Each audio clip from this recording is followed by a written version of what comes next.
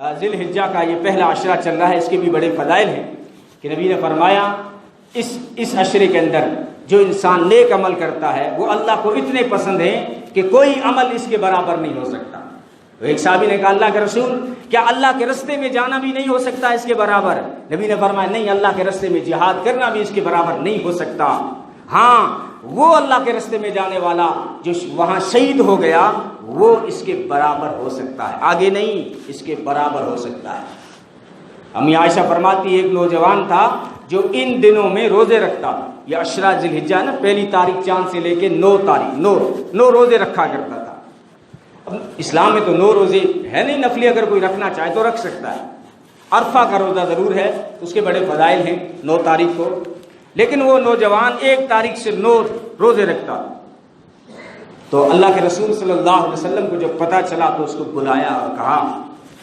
کہ تم یہ روزے کیوں رکھتے ہو، 9 روزے کیوں رکھتے ہو؟ اس نوجوان نے کہا اللہ کے رسول یہ قربانی اور حج کے دن چل رہے ہیں، میں نے سوچا مجھ پہ بھی اللہ کا فضل ہو جائے تو میں یہ روزے رکھتا ہوں۔ تو نبی نے منع نہیں کیا اس کو، نبی نے فرمایا تیرے 1 روزے کے بدلے میں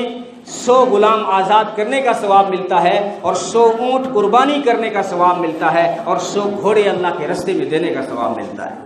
اور نبی نے پھر آگے فرمایا اگر تو ذی الحجہ کی 8 تاریخ کو روزہ رکھے گا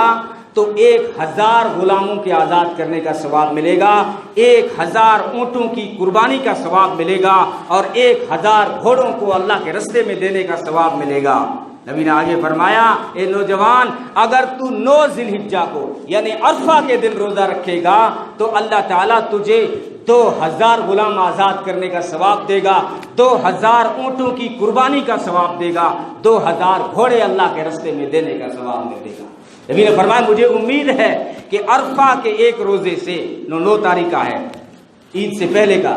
عرفہ، جس دن حاجی عرفات میں جمع ہوتے ہیں، عرفہ، اس دن اللہ کی خاص رحمتیں متوجہ ہوتی ہیں۔ نبی نے فرمایا اگر کوئی عرفہ کا روزہ رکھ لے تو مجھے امید ہے کہ 1 سال کے اگلے اور 1 سال کے پچھلے سارے گناہ معاف ہو جائیں گے، اگلے بھی۔